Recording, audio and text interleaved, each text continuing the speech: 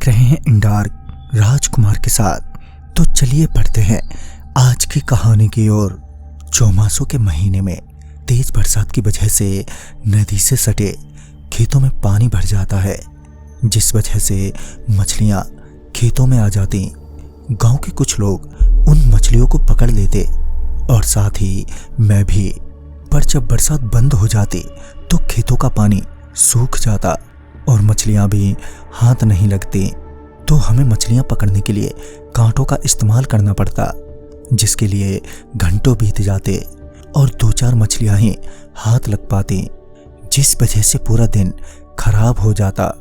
ऐसे में मैंने और मेरे 2 साथियों ने एक तरकीब सोची। वो थी, हम शाम के 7 बजे कांटों को नदी में डाल देते और सुबह होने से पहले ही उन्हें निकाल लाते। मगर सेम ऐसी ही तरकीब गांव के कुछ और लोग भी करने लगे थे और सुबह जल्दी उठकर अपने कांटों की मछलियों के साथ साथ हमारे कांटों की भी मछलियां निकाल लेते। और जब हम वहां पहुंचते तो हमारे हाथ कुछ भी नहीं लगता। तभी हम लोगों ने और जल्दी जाने का तय किया ताकि हम बाकी के लोगों से पहले पहुंच सके। कुछ दिनों तक तो सब कुछ ठीक रहा, मगर एक रात हम तीनों कुछ ज्यादा ही जल्दी उठ गए और हाथ में बैटरी, लाठी और तमंचा लेकर नदी की तरफ जाने लगे। हम गांव से कुछ दूर पहुंचे ही थे कि रास्ते में हमें कुछ दिखा। जब उस ओर बैटरी मारी तो वहां पर कोई भी नहीं था, पर हम आगे बढ़े। हम कुछ और आगे बढ़े ही थे कि हमें फिर से कुछ दिखा, जिसे देखकर मेरे एक साथी ने तमंचा तान लिया और एक अपनी लाठी सही से पकड़कर तैयार हो गया। पर वो क्या था ये हमें तब पता चला जब हम उसके थोड़े करीब पहुंचे। दरअसल वो एक सांड था जो बीच रास्ते में हमारा रास्ता घेरे खड़ा था। फिर मेरे दोस्त ने दूर से ही लाठी दिखाकर उसे भगाना चाहा, मगर वो सांड अपनी जगह से टस से मस नहीं हुआ। तभी उस पर पत्थर भी मारा। पत्थर मारते ही वो सांड घुर्राने लगा और हमारी ओर बढ़ने लगा, जिस वजह से हम तीनों बेहद डर गए। उसे आगे बढ़ता देख मेरे दोस्त ने उस सांड पर गोली चला दी। पर जैसे ही गोली चली कि वो सांड एकदम से गायब हो गया। सांड को गायब होता देख अब हमारी तो हालत ही खराब हो गई और डर के मारे वहां से भागने लगे।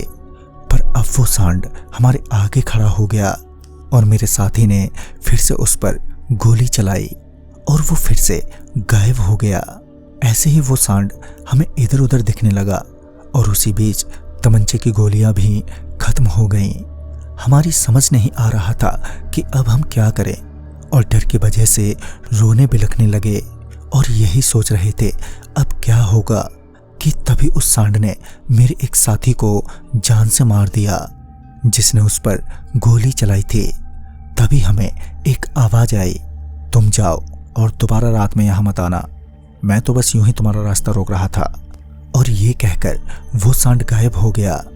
हम सीधे घर की ओर भागे, जहां हमने सारी बात बताई और हमारे उस साथी की लाश को घर पर लाया गया और हमें बहुत डांटा।